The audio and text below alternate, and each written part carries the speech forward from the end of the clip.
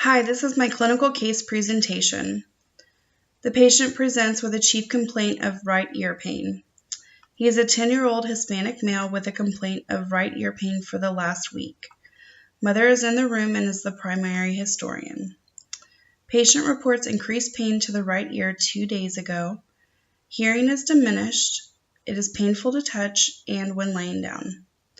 Mother agrees with the child's statement, denies any trauma to the ear or drainage from the ear, has been swimming frequently this summer. Motrin was last given at 8:30 a.m. this morning. Review of systems. Neuro, denies headache or developmental delays. HEENT, the right ear pain has been present for 1 week and worse the last 2 days. There's diminished hearing and pain when laying down.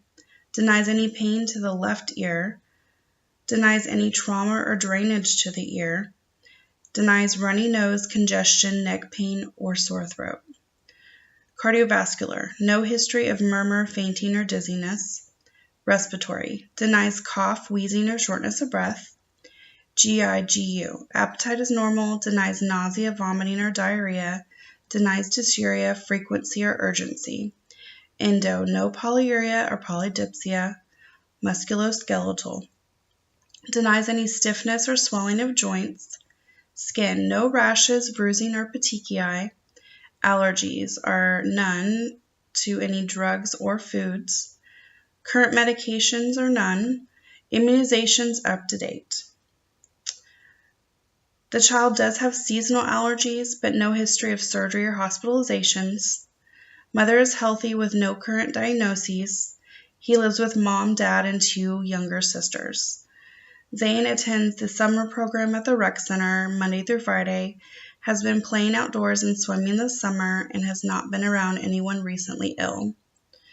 Vital signs are blood pressure 100/62, heart rate of 84, respiration is 20, temperature 99.0 Fahrenheit.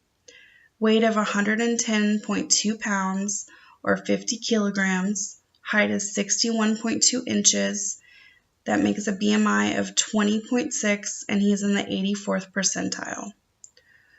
On physical exam, he is a 10-year-old sitting on the exam table, well-developed, well-nourished, well-hydrated, in no acute distress, normal affect, and mother is in the room.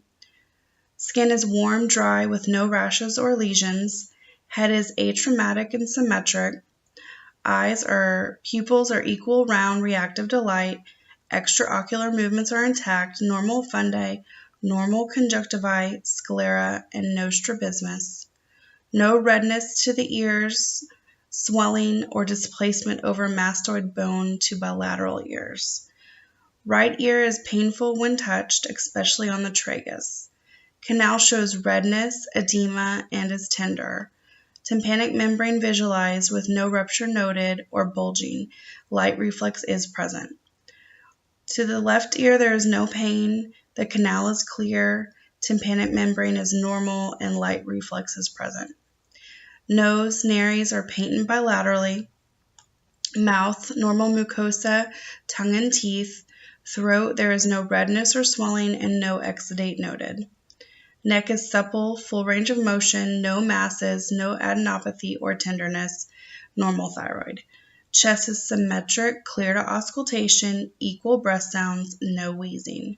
Heart, regular rate and rhythm, no murmurs, gallops or rubs, and normal pulses. Abdomen is soft, non-tender, non-distended, no masses, no organomegaly. Ortho is full range of motion of all joints, no deformities, no asymmetry, no scoliosis. Cranial nerves are intact, no gross neurological defects. Normal strength, tone, reflexes, coordination, and gait. Differential diagnosis I can choose from would be otitis externa, otitis media, tympanic membrane rupture, foreign body, or cerumen impaction. After the physical exam, my diagnosis would be otitis externa. For this, my plan would be to prescribe an antibiotic and glucocorticoid combination medication such as Ciprodex. He would apply 4 drops to the right ear twice daily for 7 days and dispense 1 bottle with no refills. I would teach Zane about dry ear precautions and no swimming until the pain is gone. This would include water-resistant earplugs, and also you could use a cotton ball with Vaseline when showering to prevent water to the ear. I would advise them to return to the clinic if there was no improvement in 2 to 3 days, and also discuss preventative treatment for swimmer's ear, such as cleaning only the outer ear as needed, not inserting a Q-tip into the ear canal to prevent any trauma, using a hairdryer on a low setting to keep the ear canal dry and prevent bacteria growth, and also being able to use a 1-to-1 solution of alcohol and vinegar after swimming to prevent further otitis externa infections. Motrin can be continued as needed for pain. Learning points on this certain case: I was able to learn about how to distinguish otitis externa on the exam. I became more proficient in using the otoscope to visualize the ear canal and tympanic membrane. And also, I discussed with my preceptor the preference for using Ciprodex to treat.